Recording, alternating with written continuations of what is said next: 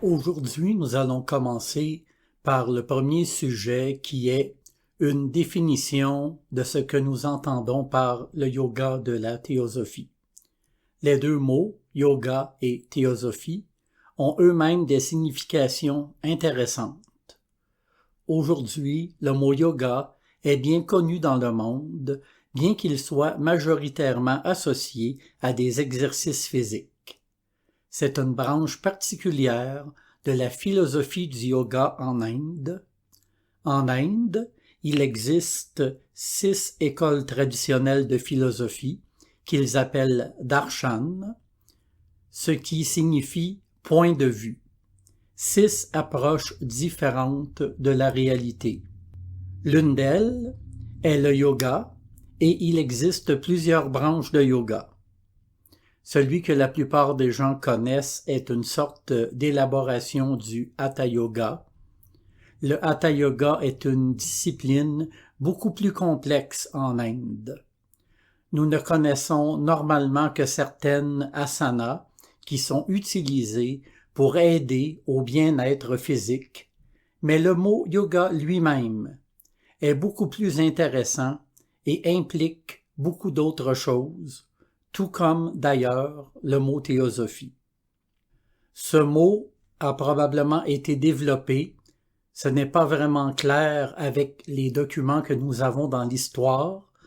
Ce mot semble avoir été développé par les néoplatoniciens, ces philosophes grecs qui appartiennent à une école de laquelle, selon Madame Blavatsky, la société théosophique succéderait. Donc, la société théosophique, selon Madame Blavatsky, est un successeur de l'école platonicienne et il y a plusieurs principes qui sont assez similaires. Et ils utilisaient ce mot « théosophie ». Commençons par une définition de la théosophie. Le mot « théos » signifie « Dieu », mais rappelez-vous que les Grecs croyaient en plusieurs dieux. Ainsi, lorsqu'ils utilisent le mot « théos », ils ne se réfèrent pas à un seul dieu présent, particulier. Leur idée de théos était un dieu, n'importe quel dieu. Le mot « sophia » est la sagesse.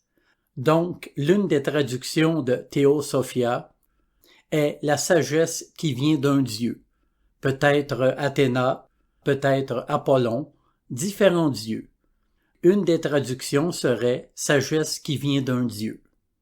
Plus tard, le christianisme a adopté ce mot pour signifier la sagesse de Dieu et il considérait les prophètes, par exemple, comme des théosophes. Ils utilisaient ce mot dans le christianisme parce que ce sont des gens qui ont reçu la sagesse de Dieu. Maintenant, dans cette interprétation particulière, cette sagesse est quelque chose qui est accordé à une personne par un Dieu, et ce n'est pas la définition que nous utilisons normalement dans la société théosophique. Et nous allons voir pourquoi. Il y a une autre interprétation du terme qui a également été utilisée historiquement par différentes personnes, c'est la sagesse dans les choses divines, la sagesse dans les choses qui appartiennent aux dieux, et encore une fois, cela parle d'une sorte de sagesse, d'une dimension particulière de la vie et de l'univers. C'est une sagesse dans les choses qui ont à voir avec les dieux, avec le divin. Cette interprétation a été utilisée par les néoplatoniciens, a été utilisée plus tard aussi par les théosophes chrétiens. Ils ont commencé avec Jacob Boehme, plus ou moins au XVIe siècle. Ils ont utilisé fréquemment le mot théosophie. En fait, je pense que c'est un livre de Getchell, qui était un autre théosophe, dont le titre du livre est « La théosophie pratique ». Je me trompe peut-être, probablement que c'est un autre théosophe chrétien, mais ils utilisaient ce mot dans le titre de leur livre vers le XVIIe siècle ou au début du XVIIIe. Mais encore une fois, ce n'est pas la définition que nous utilisons à la Société théosophique. Il y a une troisième définition ou interprétation de ce terme. Il y a la sagesse divine. La sagesse divine fait référence à une sorte de sagesse qui n'est pas humaine. Nous avons une sagesse humaine qui est le résultat de l'expérience, de la connaissance, des tentatives de notre mental pour comprendre les choses du monde. Mais cette sagesse divine n'est pas une sagesse humaine, c'est-à-dire n'est pas une sagesse acquise par ses moyens. C'est une sagesse qui, dans la vision théosophique moderne, est une sagesse inhérente à l'aspect divin de notre être, qui est au-delà du mental, des émotions et du corps. Il y a, en chaque être humain, une source de sagesse qui n'est pas humaine, dans le sens qu'elle est au-delà de notre mental, de nos émotions et de notre corps. Comme je l'ai dit, c'est une sagesse qui fait partie intrinsèque de notre vraie nature qui est divine. Cette théosophie est donc un état de conscience dans lequel une personne est sage. Vous savez, il y a dans ce monde beaucoup de gens qui ont beaucoup de connaissances et ils ne sont pas sages. Il y a des gens qui sont analphabètes et ils sont sages. La propriété de la sagesse, à proprement parler, ne dépend pas de la connaissance. La connaissance peut aider, peut préparer le terrain. Nous allons voir tout cela, mais la qualité de la sagesse est quelque chose qu'une personne démontre ou ne démontre pas, quelle que soit la quantité d'éducation. L'idée dans la théosophie est que l'aspiration d'un théosophe est d'atteindre cet état de conscience de la sagesse dans lequel nous sommes sages, vivre dans cet état de conscience dans lequel nous avons la sagesse de nous occuper de la vie, des gens, de nous-mêmes, des circonstances. Donc c'est le sens profond du mot théosophie. Ce n'est pas un savoir, ce n'est pas des enseignements donnés par quelqu'un, ce sont là aussi des applications du mot théosophie et nous allons voir cela. Mais le sens essentiel, le sens que Madame Blavatsky appelait la théosophie de l'âme, le sens essentiel, c'est cet état de sagesse divine que nous pouvons éveiller en nous-mêmes. Nous avons donc cette citation de Madame Blavatsky parlant de cette faculté de sagesse qui est au-delà du mental. L'infini ne peut être connu de notre raison, qui ne peut que distinguer et définir. Mais nous pouvons toujours en concevoir l'idée abstraite grâce à cette faculté supérieure à notre raison, l'intuition ou l'instinct spirituel, un état dans lequel on cesse d'être le moi conditionné et personnel et on devient un avec le tout. Ces quelques caractéristiques de la vraie théosophie et de sa pratique ont été esquissées pour le petit nombre de nos lecteurs doués de l'intuition requise. Donc, il y a 2 points importants que Blavatsky fait valoir. L'un est qu'il y a 2 sources de connaissances. L'une est le mental aidé par les sens, et l'autre est cet instinct spirituel, comme elle disait. Il y a cette intuition spirituelle qui est au-delà du mental. Maintenant, les philosophes grecs diraient, il y a 3 niveaux de connaissance. L'un est celui qui passe par les sens. Vous voyez le soleil se lever, vos yeux le voient, et la connaissance que vous en tirez, c'est l'idée que la Terre est fixe et que le soleil tourne autour de la Terre. C'est ce que vous voyez. Donc, il y a une connaissance qui passe directement par les sens. Et il y a un autre niveau de connaissance qui vient par le raisonnement. En explorant plus avant ce phénomène, que nous voyons le soleil se lever et en tirant des conclusions, en comprenant le mouvement des planètes, etc., vous pouvez arriver à une connaissance qui contredit vos sens. et vous arrivez à comprendre que ce n'est pas le soleil qui se déplace, c'est la Terre. Donc, vous avez le sens et le raisonnement. Mais les deux sont limités. Dans la vision théosophique, les deux sont conditionnés. Même la connaissance intellectuelle est fortement influencée par les sens. Et les Grecs diraient qu'il y a une connaissance supérieure au sens, ce qu'ils appellent l'opinion. Là est la vraie sagesse. Par sagesse, ils utilisent le mot nous, car ce nous, N-O-U-S, est lié à l'idée théosophique de l'intuition spirituelle.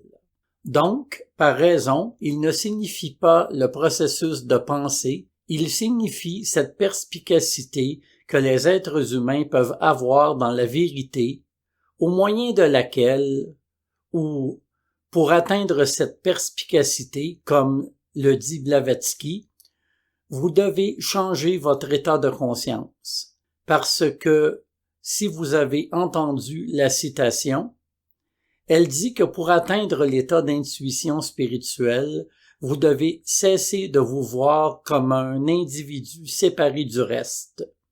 Cette sagesse divine devient atteignable et accessible lorsque notre mental va au-delà de l'illusion d'être un moi séparé. Parce que le divin est le royaume de l'unité. Donc, si nous voulons accéder à cette sagesse, nous devons commencer à percevoir dans cette réalité qu'il y a une unité. C'est donc ce que Blavatsky dit là. Il y a une source de connaissance plus élevée que le mental et elle peut être atteinte lorsque la personne commence à percevoir l'unité ou se perçoit comme faisant partie de l'unité. La connaissance vient dans des visions, d'abord dans des rêves, puis dans des images présentées à l'œil intérieur pendant la méditation. Ainsi m'a-t-on enseigné tout le système. Pas un mot ne m'a été dit de tout cela de la manière ordinaire.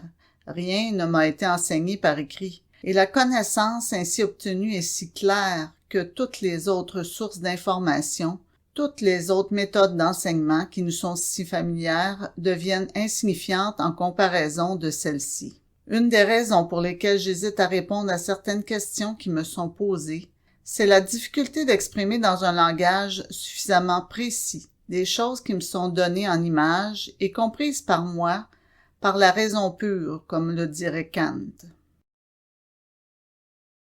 Et là, elle dit, et nous allons revenir sur ces mots dans un contexte différent, mais elle partage avec nous son expérience. Elle dit, toute cette information qu'elle partage avec nous n'est pas le résultat d'une étude, d'avoir un enseignement dans le sens que quelqu'un est assis devant vous et vous dit toutes ces choses. Ce sont des moyens de renaissance valables, c'est ce que nous faisons maintenant, ce que nous faisons à la Société théosophique, mais toute cette connaissance, tous ces exercices en essayant de réfléchir sur ces choses, est un moyen d'atteindre la bonne perception. Si nous ne le faisons pas, si nous ne réalisons pas cela, nous devenons confus et nous pensons que le moyen est la fin, ce qui signifie que nous pensons que le but ou le but d'un bon théosophe est de connaître la théosophie pour étudier et apprendre ce qu'il y a dans les livres. Ce n'est pas le but, c'est un moyen qui nous conduira à un but qui est plus transcendant. Alors, comme le dit HPB, la vraie connaissance vient par la perception directe, et c'est ainsi qu'elle a appris tout ce qu'elle a enseigné par la suite. Et puis, elle dit, la connaissance atteinte dans cet état de conscience est bien plus réelle, bien plus complète que tout ce qui peut être mis au moyen de mots. C'est donc notre but en tant que théosophe. Nous travaillons pour pouvoir, petit à petit, être à l'aise avec cet état de conscience pour que nous devenions des sages. Non pas parce que nous avons cette accumulation de connaissances, mais parce que nous commençons à vivre de notre nature spirituelle. Donc, toute la pratique vise à nous y préparer. Tout grand penseur et philosophe, en particulier tout fondateur d'une nouvelle religion, école de philosophie ou secte, est nécessairement un théosophe. Ainsi, la théosophie et les théosophes existent depuis que les premières lueurs de la pensée naissante ont poussé l'homme à rechercher instinctivement les moyens d'exprimer ses propres opinions indépendantes. C'est donc un second sens du mot théosophie que nous utilisons. Pour parler de ces deux sens, Annie Besant disait que le sens premier était l'état de conscience. Le second sens, ce sont les enseignements donnés par les personnes qui ont atteint cet état de conscience. Donc il y a une personne qui est en contact avec la sagesse divine et par compassion, cette personne peut commencer à enseigner aux autres pour les aider à atteindre cet état. Tous ces enseignements qui viennent de cet état de conscience, c'est-à-dire de la théosophia, peuvent être appelés enseignements théosophiques parce qu'ils viennent de cet état. Il y a une différence entre la théosophie et la philosophie. Du moins, la philosophie telle que nous la comprenons à l'époque moderne.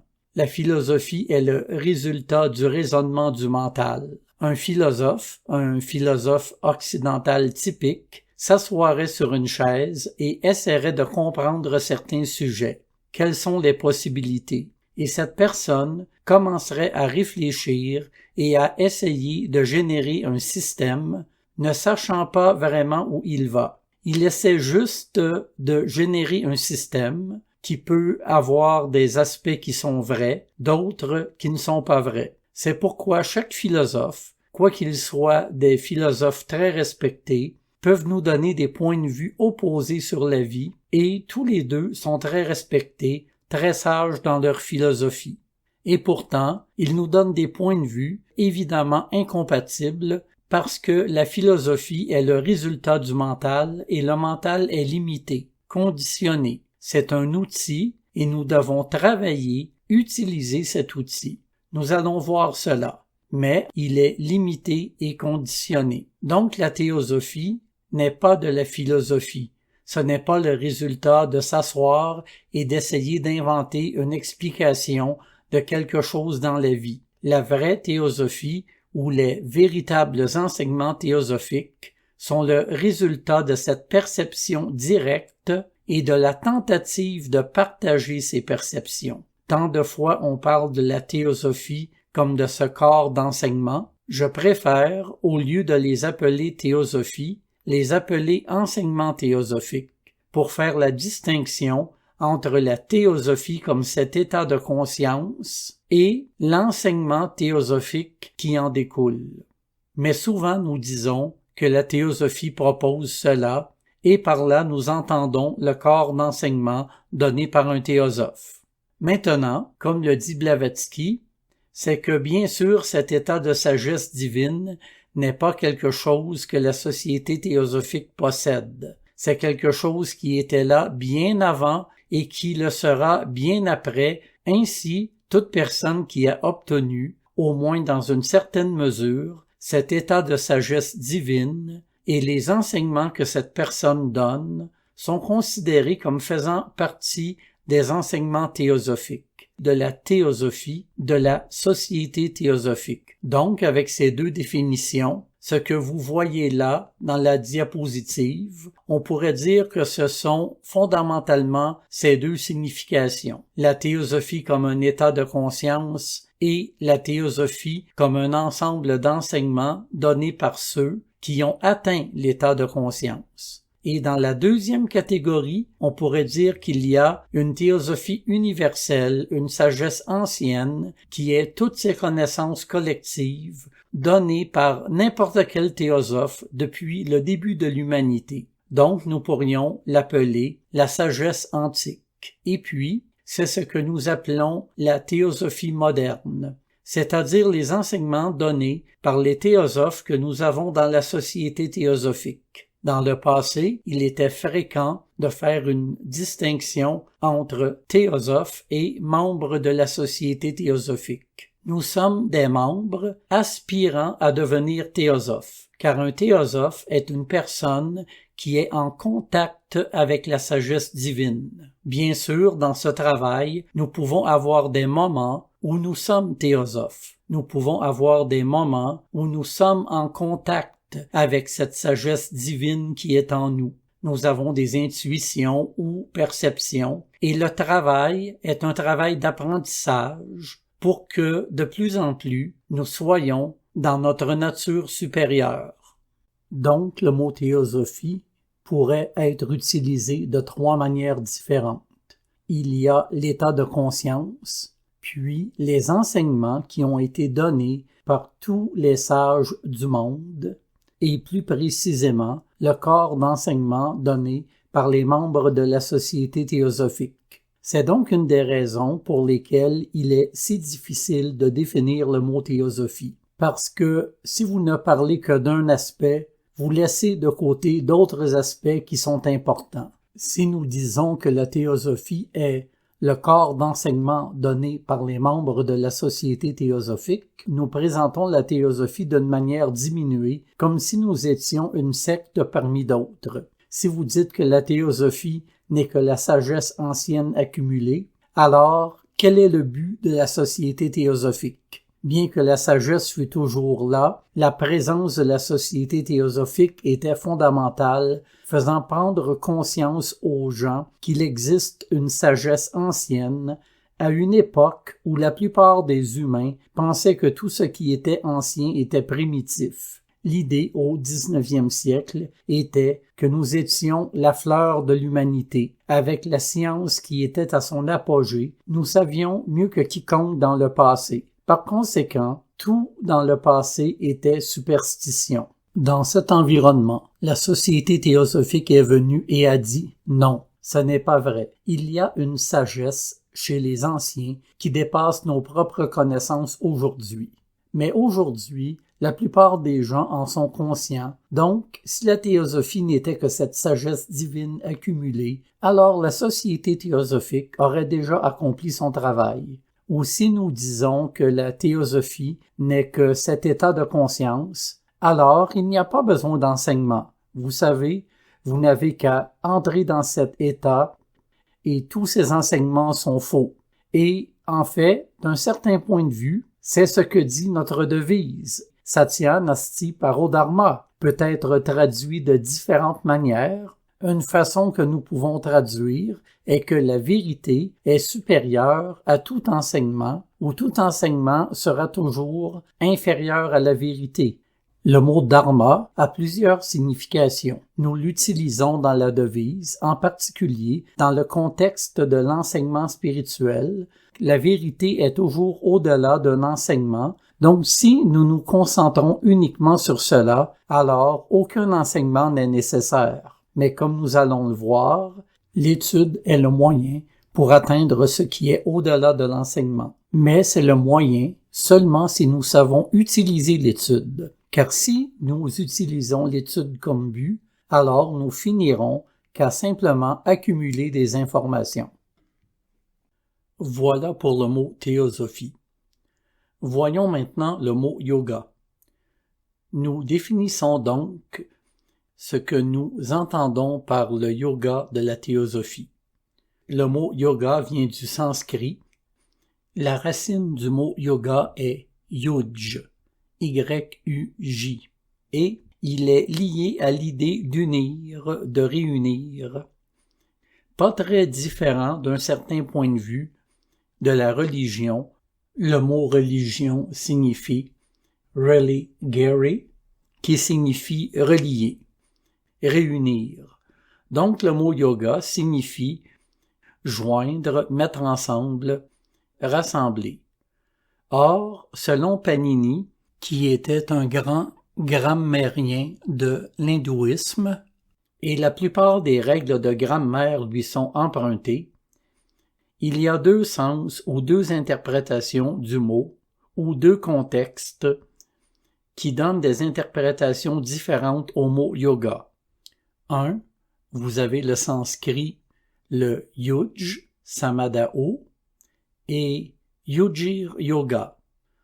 Donc, l'une des interprétations est de se concentrer pour rassembler, et l'autre interprétation, la seconde, est de s'unir. Elles sont légèrement différentes.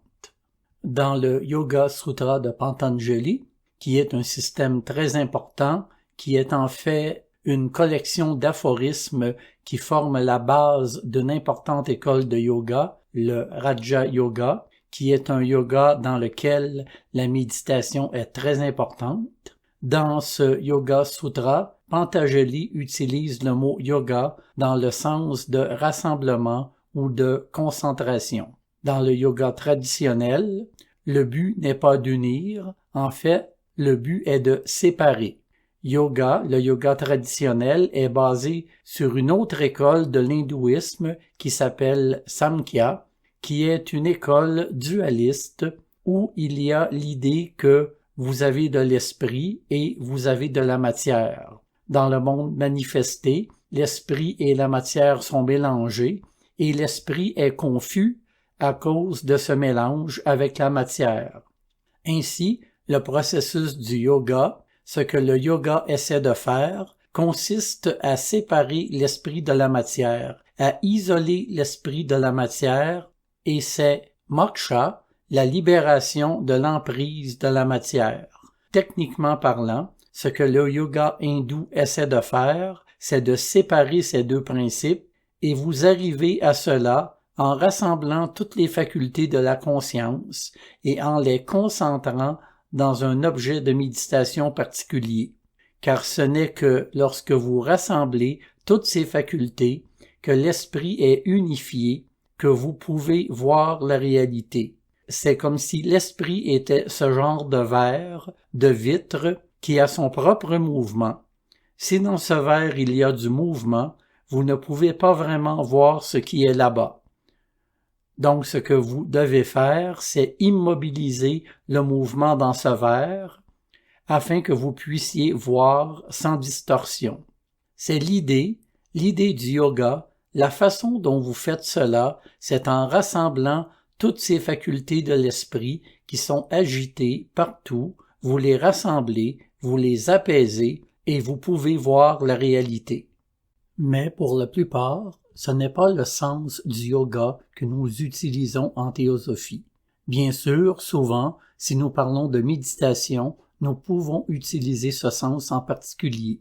Mais dans la théosophie, il y a cette idée que nous sommes tous un à l'origine et, pour les processus cosmiques, cette unité semble être séparée, fragmentée et, à un moment donné de l'évolution, le fragment de l'un oublie complètement qu'il est un fragment et croit qu'il est une unité en soi. C'est ce qui nous arrive. Nous pensons que nous sommes cette personne et nous n'en avons aucune idée. Peut-être avons-nous une certaine idée au niveau de la connaissance, mais nous n'avons aucune idée que nous sommes le tout, que je suis ce corps autant que je suis n'importe lequel de ces corps. Pareil pour vous. Vous êtes ce corps autant que vous êtes ces corps. Donc, l'idée en théosophie, c'est que le yoga est une véritable réunification de ces consciences qui semblent être fragmentées. On peut parler de cette union de plusieurs manières, l'union de la conscience inférieure à la conscience supérieure, l'union du fragment avec l'unité, avec la plénitude sous-jacente, et c'est ainsi que nous l'utilisons le plus souvent en théosophie. Nous pourrions donc dire que le yoga de la théosophie est ce chemin vers l'union qui peut être accompli en éveillant cette sagesse divine en nous, car la sagesse divine est la perception de la réalité, cette réalité qui est une union. C'est donc un chemin de yoga ou un chemin vers l'union qui est basé sur la perception juste, sur la compréhension juste, et par compréhension, je ne veux pas dire seulement intellectuelle, par la vision juste ou compréhension juste.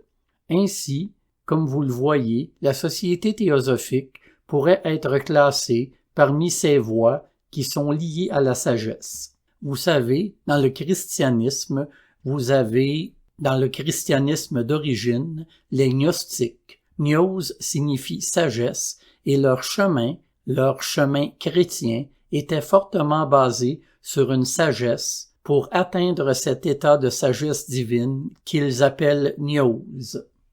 L'autre école de christianisme, qui a fini par prendre le dessus et s'est répandue, elle est plus basée sur la foi. Elle est plus basée sur l'humilité, l'amour, la foi, l'abandon. C'est donc un chemin qui n'est pas basé sur la connaissance, qui n'est pas basé sur la sagesse. Et l'Église, en conséquence, a maintes fois persécuté la connaissance de la sagesse, parce que la connaissance intellectuelle défie la foi. Vous pouvez donc voir comment cela a créé un problème. Il y a donc des chemins qui sont basés sur la foi, certains chemins sont basés sur la sagesse, d'autres sur l'action. Je pense que nous dirions, bien que la théosophie englobe tout, je pense que la note clé de la théosophie est la sagesse, qui est le sens même du mot ou du terme théosophie. Voyons donc, dans les fondations, pourquoi c'est le cas, pourquoi il en est ainsi.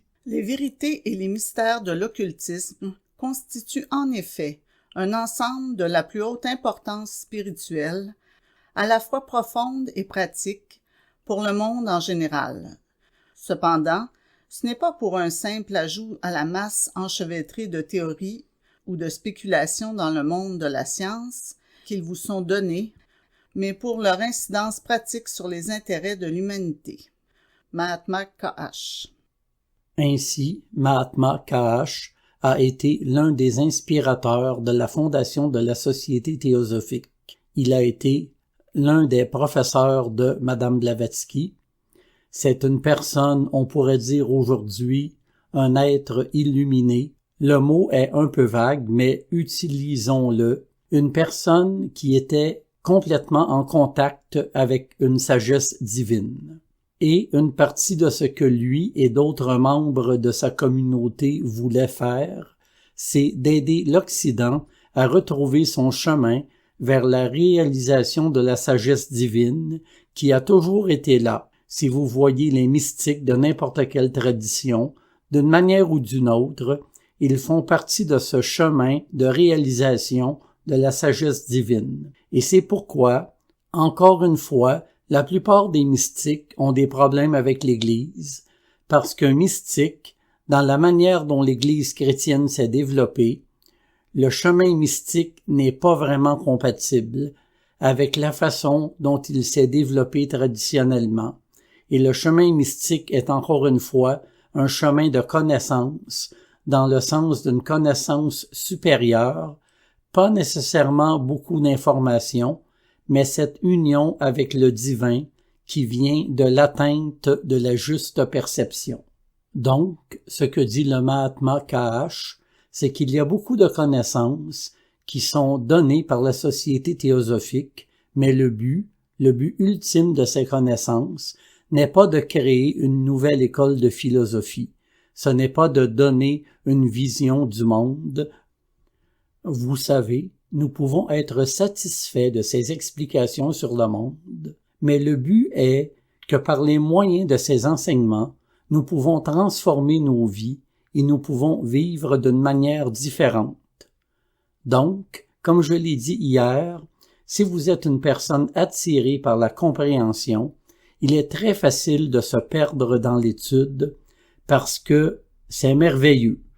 Si vous avez une tendance à cela, c'est merveilleux et vous pouvez passer toute votre vie à étudier la littérature théosophique et vous ne saurez jamais tout, même pas tout ce qui est dans les livres et encore moins ce qui est indescriptible. Mais il ne faut pas oublier que le but de la connaissance est pour que nous puissions vivre autrement, que nous puissions être, comme nous allons le voir, des facteurs de transformation dans nos vies et dans le monde. Et je pense que c'est la raison pour laquelle nous faisons tout cela. Certains disent que pour atteindre le Raja Yoga, il faut étudier le Mahavakya. D'autres, que le mental doit être concentré sur un point et que le yogi doit contempler Parabrahman. Certains disent que son propre gourou est le vrai sujet de contemplation et qu'il suffit de mener une bonne vie. Certains disent que la répétition du pranava est en soi Raja Yoga et d'autres disent qu'il faut cultiver la volonté. Laquelle de ces affirmations est la vraie?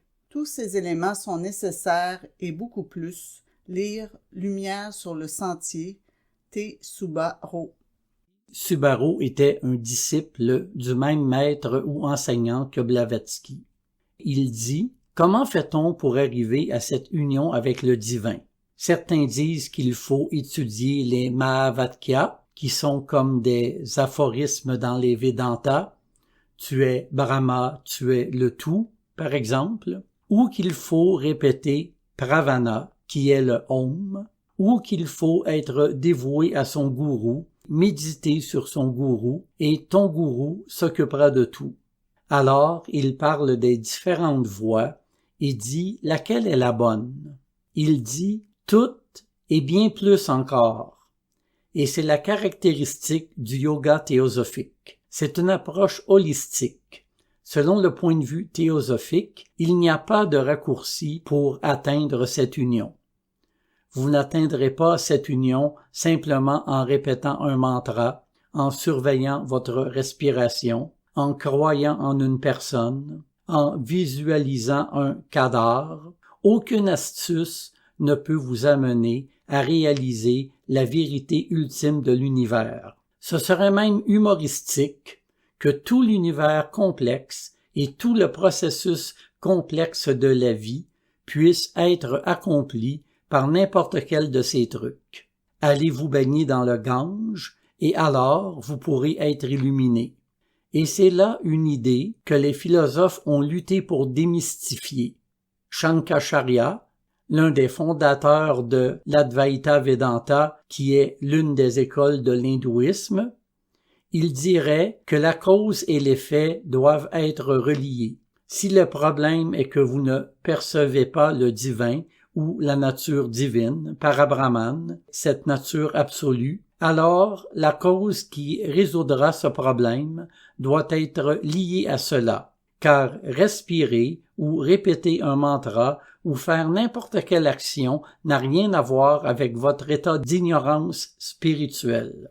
Pour transcender l'ignorance spirituelle, vous devez faire quelque chose qui pointe directement vers la sagesse. Donc, il dit toutes ces choses que vous pouvez faire sont des objectifs pour purifier le mental, mais elles n'apporteront pas la libération par elles-mêmes. Dans la vision théosophique, nous allons voir cela. Nous devons nous rapporter à un chemin spirituel d'une manière très holistique. Tous les différents aspects de notre personnalité doivent être pris en compte. C'est pourquoi, normalement, on parle dans la société théosophique du besoin d'étude, mais cela ne suffit pas, du besoin de méditation, mais cela ne suffit pas, du besoin de service, cela ne suffit pas. Aucun de ces chemins par eux-mêmes ne nous mène au but. Tous ensemble, ils généreront une approche holistique. Ainsi, dans cette école du bouddhisme, par exemple, et de l'hindouisme, spécialement de la manière dont nous le faisons normalement en Occident en ce moment, ils mettent un accent très fort sur la méditation, en ce sens que vous n'avez qu'à méditer et vous pouvez atteindre le but de la vie humaine. Donc, vous vous retirez du monde, vous passez 12 heures à méditer et alors vous pouvez atteindre la libération. Dans la vision théosophique, ce n'est pas vrai. Cela ne va pas vous conduire à la libération. La méditation est très importante, mais il y a d'autres choses qui sont également très importantes et c'est ce que nous allons voir. Alors, Subaro dit de lire La lumière sur le sentier pour ce point particulier et c'est la citation à laquelle il faisait référence. Cherche la voie. Ne le cherchez pas sur une seule route. Pour chaque tempérament existe un chemin qui semble plus désirable qu'un autre. Mais la voie ne peut être trouvée par la seule dévotion, ni par la contemplation religieuse seule, ni par le progrès ardent, ni par le sacrifice de soi dans le travail, ni par l'observation studieuse de la vie. Chacune de ces choses ne peut faire avancer le disciple que d'un pas. Tous les degrés sont nécessaires pour constituer l'échelle. Lumière sur le sentier. Il est intéressant qu'il ait souligné que tous ces aspects sont nécessaires et ne peuvent nous mener que jusqu'à un certain point. Il nous dit, à chaque tempérament, il semble y avoir un chemin qui est le bon. Donc, si vous êtes intellectuel, l'étude est agréable, vous vous sentez attiré par elle et vous avez tendance à prétendre que c'est la voie. Vous êtes un bon théosophe si vous étudiez, sinon, vous êtes un théosophe de 2e classe. Ou si nous sommes des dévots, alors nous pouvons avoir tendance à dire « Oh, pourquoi vous en mêlez avec le mental? Toute la connaissance vous sera donnée. » Vous avez juste besoin d'amour, de compassion et de dévotion, et cela vous amènera au but. Ou, si vous êtes pratique, les gens vous diront non. Ce qu'il faut, c'est faire quelque chose. L'étude est inutile. Vous devez faire quelque chose, et la dévotion l'est aussi. Vous faites confiance à vous-même, vous aimez la divinité. Nous devons faire quelque chose, et nous avons tendance à essayer de justifier les chemins qui nous sont naturels parce qu'ils nous semblent confortables. Le fait qu'ils nous soient naturels signifie que nous avons déjà développé cette qualité particulière. Et c'est précisément à celles qui ne nous sont pas naturelles qu'il faut prêter attention, parce que ce sont celles que nous devons développer. Vous savez, dans la vision théosophique, pour pouvoir réaliser la nature divine de tout, nous devons pouvoir nous développer de manière holistique, car tout aspect de notre nature qui n'est pas développé devient un angle mort. Il faut donc faire très attention à affirmer que ce qui nous semble plus naturel, dans ce quoi nous sommes bons, c'est le chemin que tout le monde devrait suivre, ou même celui que nous devrions suivre. Alors, évidemment, nous avons une tendance. Des personnalités peuvent avoir une tendance intellectuelle, une tendance pratique, émotionnelle. C'est très bien. Mais nous devons faire attention, si nous sommes sérieux à ce sujet, à ne pas restreindre notre activité uniquement à cet aspect qui nous est naturel et faites attention afin qu'au sein de votre dévotion, vous développiez des connaissances et que vous développiez une attitude de service. Au sein de votre service, développez des connaissances, de la sagesse pour bien servir. Et vous le faites par amour. Au sein de votre démarche intellectuelle, que vous développiez la dévotion et que vous devenez actif dans l'aide. Nous devons donc essayer de nous développer de manière holistique. C'est donc le fondement du yoga de la théosophie. Ce n'est pas comme vous pouvez le voir aujourd'hui dans le cas de la plupart des chemins religieux. Ils sont très peu nombreux qui sont aussi holistiques que la théosophie. La plupart des chemins religieux, tels que nous les connaissons aujourd'hui. À l'origine, ils n'étaient pas comme ça, mais nous les connaissons aujourd'hui et spécialement en Occident. Peut-être que leur cadre d'origine était différent, mais aujourd'hui, il semble très fragmentaire. Vous savez, parce que les gens veulent quelque chose de rapide, facile, une bonne promesse. Vous faites juste cela et obtenez la libération. Et ils ont tendance à fragmenter l'approche. Donc, je pense que la théosophie est très unique de cette façon. Voyons maintenant le but, ce vers quoi nous nous efforçons dans ce yoga. La manière de commencer à fouler le sentier qui mène au lieu de paix est de s'efforcer d'identifier notre conscience avec le vrai soi. Et les moyens sont le désengagement des objets des sens, l'indifférence quant aux résultats et la méditation, toujours renouvelée sur le vrai soi. Annie Besant. Donc, je pense que si vous lisez les différents leaders théosophiques, le but est de réaliser le vrai soi, qui est le soi universel. Il y a différents objectifs dans différentes traditions. Par exemple, les gnostiques diraient que le monde est une prison. Leur vision est que ce monde est le résultat d'un faux Dieu, un Dieu limité et conditionné. Et ce monde était une erreur cosmique. Il n'était pas destiné à être créé. Il a été créé par un Dieu qui pensait qu'il était le plus élevé et était en fait l'un des dieux les plus bas, et donc notre étincelle divine est ici dans une prison et le Christ doit venir nous sauver. Donc, le but de cette vie de gnostique est de pouvoir sortir de cette prison. Et il y a un aspect de vérité là-dedans. La matière agit comme une prison pour l'esprit d'un certain point de vue, mais si vous pensez que c'est une prison, la vie elle-même n'est pas nécessairement supportable, tolérable. Alors, ce que vous devez faire est, si la vie est après tout une prison, ne restez pas à décorer la prison. Essayez simplement de vous évader, vous savez, de vous libérer de la prison. Le problème avec ce point de vue est que on peut avoir tendance à considérer la vie comme quelque chose qui est un obstacle plutôt qu'un moyen. Il y a d'autres points de vue dans la vision hindoue et bouddhiste typique. Il y a l'idée que c'est une illusion, et encore une fois, pas une illusion intentionnelle nécessaire. Maintenant, après Aurobindo, dans l'hindouisme, l'idée d'évolution a été ramenée dans la vision hindoue, mais traditionnellement, dans la vision ésotérique de l'hindouisme et du bouddhisme, il n'y avait pas de concept d'évolution. Nous sommes ici sur Terre à cause de nos désirs. Nos désirs nous ramènent encore et encore sur Terre et nous sommes dans cette illusion parce que nous désirons. Alors, ce que nous devons faire pour pouvoir briser l'illusion, c'est d'arrêter de désirer. Et quelle meilleure façon d'arrêter de désirer que d'aller dans la forêt où vous n'êtes pas exposé à l'objet et où vous pouvez essayer d'entrer en méditation et de vous séparer du monde.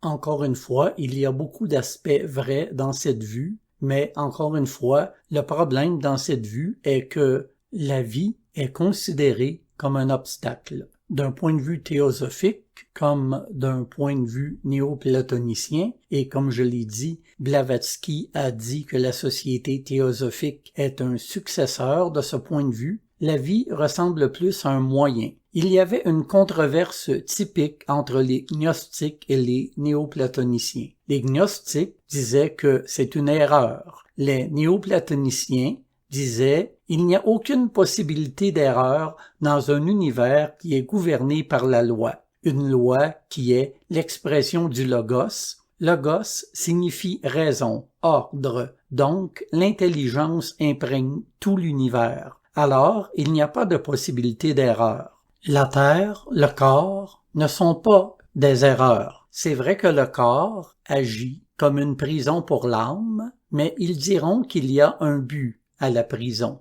On peut peut-être dire que c'est comme l'école secondaire. Il faut aller à l'école secondaire. On ne veut pas y aller, on ne veut pas y rester toute sa vie, mais il faut passer par là. Donc, la vie du corps n'est pas le but ultime. Vous ne voulez pas rester dans un corps pour toujours, mais il y a un but pour lequel nous en venons à cela. Ainsi, la vie est une école, et c'est le point de vue de l'approche théosophique. La vie est une école, la vie elle-même n'est donc pas un obstacle.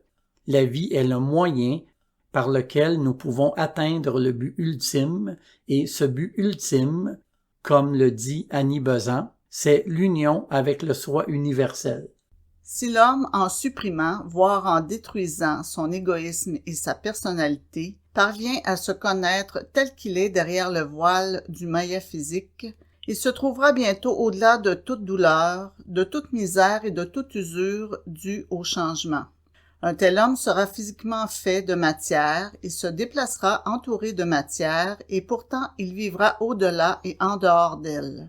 Cela peut être réalisé par le développement d'un amour universel désintéressé de l'humanité et par la suppression de la personnalité ou de l'égoïsme qui est la cause de tout péché et, par conséquent, de toute la tristesse humaine. H.P. Blavatsky. Normalement, les sensibilités modernes n'aiment pas les mots comme suppression, destruction de soi, égoïsme et tout ça. Mais si, avec le temps, vous essayez, vous réalisez que, ou du moins c'est ce que je pense, vous pouvez le percevoir d'une manière différente. Mais pour moi, c'est la façon de percevoir la plus exacte. L'égoïsme n'est qu'une idée fausse. Détruire l'égoïsme ne détruit pas notre mental, le centre de la conscience. Détruire l'égoïsme détruit l'idée que vous êtes juste cela, que vous êtes juste ce corps, ce mental, ces émotions. Comme le dit Blavatsky, quand une personne réalise sa vraie nature, cette personne est encore dans un corps, dans le monde, peut faire face au monde. Ce n'est pas un rejet de tout cela, mais c'est que du point de vue de la sagesse, cela amène la personne au-delà des causes du chagrin, qui est l'égoïsme. Alors, ce qu'il faut faire, c'est détruire l'égoïsme, supprimer l'égoïsme. Pas dans le sens de la répression psychologique, on va voir ça, mais pour aller au-delà de l'idée fausse que je suis ce petit fragment, alors que nous sommes le tout. Maintenant, il y a un autre danger. Les enseignements théosophiques ont commencé à dire que nous sommes des dieux. Le Nouvel Âge l'a interprété de la manière opposée de ce que la théosophie veut dire. Si je dis que je suis Dieu, normalement, l'enseignement de la philosophie New Age interprète que moi, Pablo, je suis Dieu. Ce n'est évidemment pas vrai.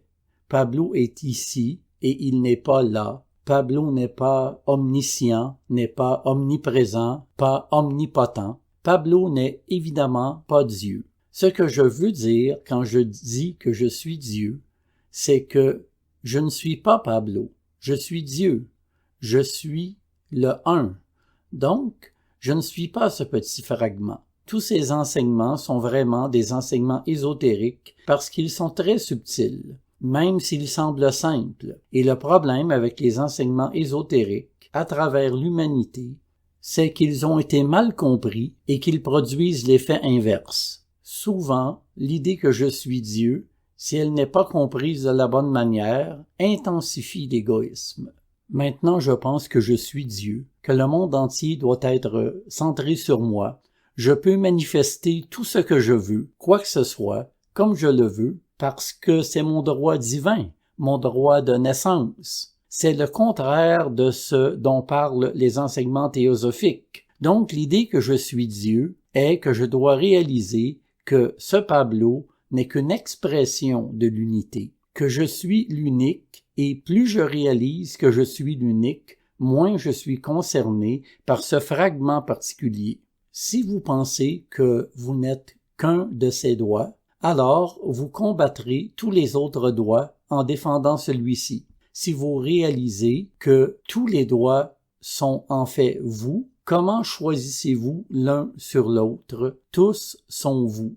Plus nous réalisons que nous sommes le moi universel, nous arrêtons de nous choisir plutôt qu'une autre personne, parce que le sens que je suis cela commence à s'affaiblir de plus en plus et vous n'avez plus besoin de vous battre pour protéger un fragment particulier quand vous sentez que vous n'êtes pas qu'un fragment.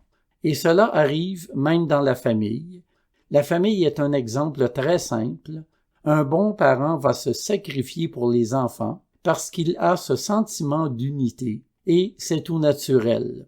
Ainsi, la même chose se produit lorsque nous entrons plus en contact avec la perception que nous sommes le tout. Dieu habite en chacun et il n'y a qu'un seul soi dans lequel nous sommes tous enracinés. Vous devez réaliser votre unité non seulement avec ceux vers qui vous êtes naturellement attirés, mais aussi avec le paria, le pécheur, le criminel. C'est là que se trouve votre voie de progrès, pas de séparation. Annie Besant.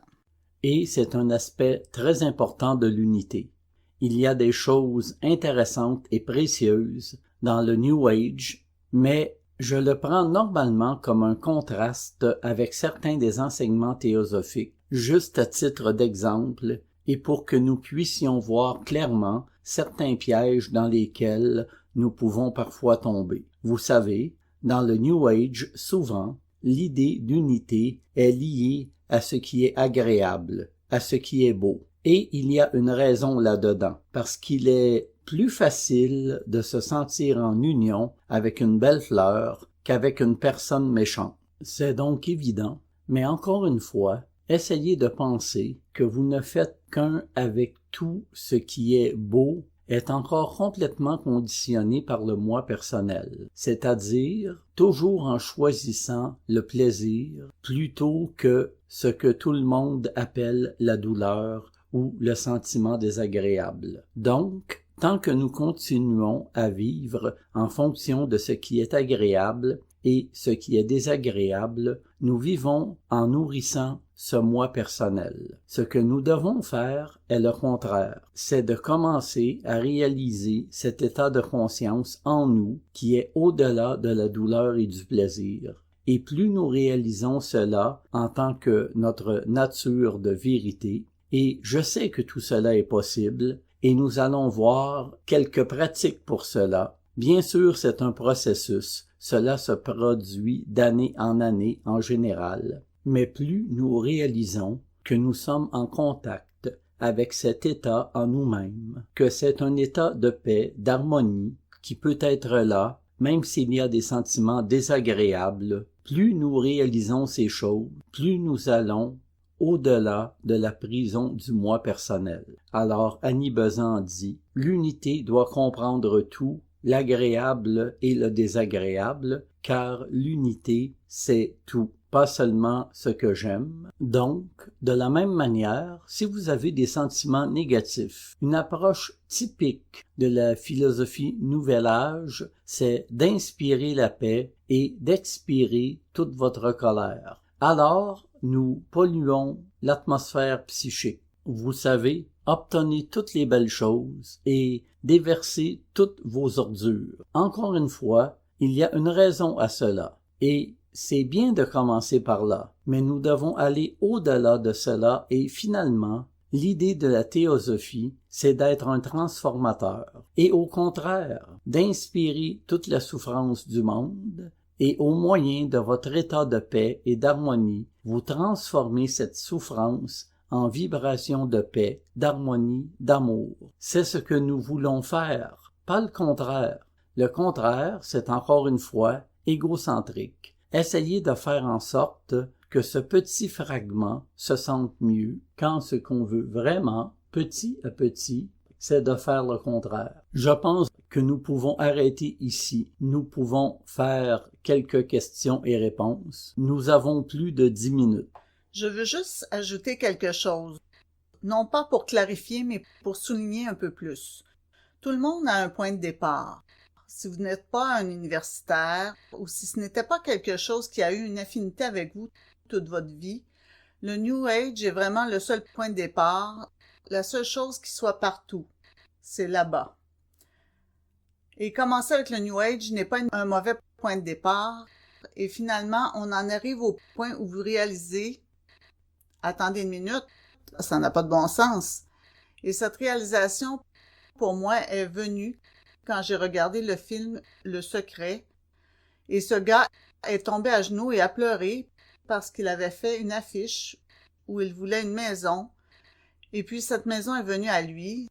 Sa maison à 5 millions de dollars lui est venue, et il était tellement reconnaissant. Et j'ai pensé, attends une minute, ce n'est pas bon. Donc, ce que j'ai fait en fait, c'est que je suis revenue au début de la vidéo et je l'ai ralenti parce que la femme parle d'un livre qu'elle a trouvé mystérieusement et j'ai finalement, si vous le ralentissez, vous pouvez presque entrevoir ce livre.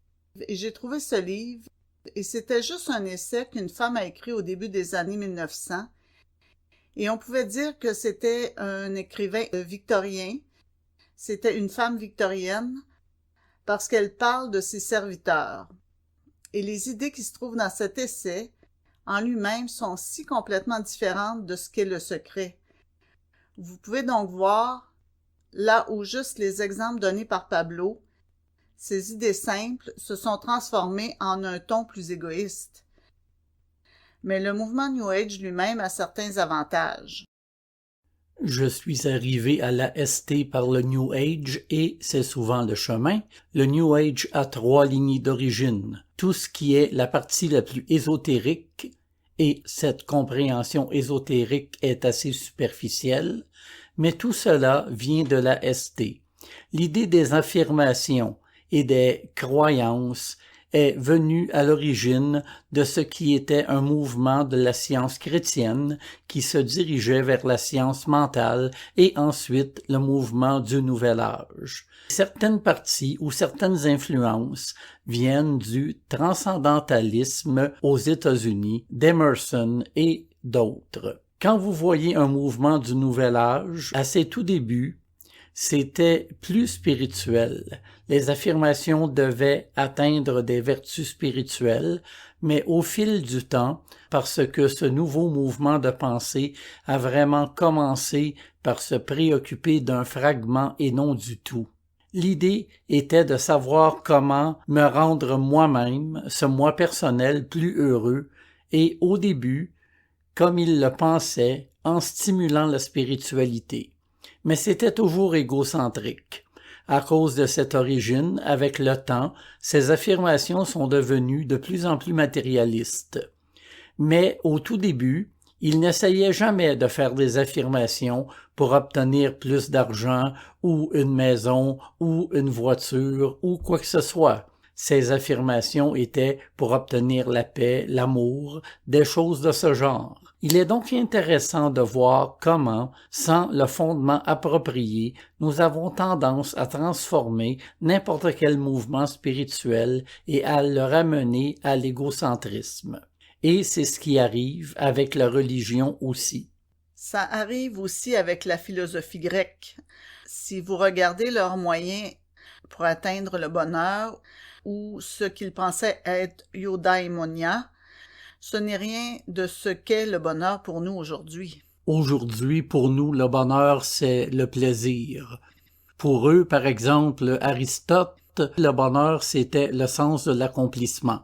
Quand on faisait quelque chose qui était bien fait ou qui valait la peine d'être fait, même si en faisant cela, il y avait une lutte et un inconfort et de la souffrance, à la fin du processus, vous regardiez en arrière et vous aviez un sentiment d'accomplissement. C'était le bonheur. Et le bonheur, le mot n'est même pas venu avant le 14e siècle, donc. C'est vrai que c'est eudaimonia, c'est le mot qu'ils utilisent et ça veut dire littéralement, je pense, épanouissement. Oui, florissant. Yo fait référence au vrai et daimonia fait référence à cet esprit, ce que nous appellerions normalement le soi supérieur. Donc, eudaimonia est comme le véritable esprit en nous. Alors, quand ça s'exprime, c'est le bonheur. C'était le concept du bonheur chez les Grecs.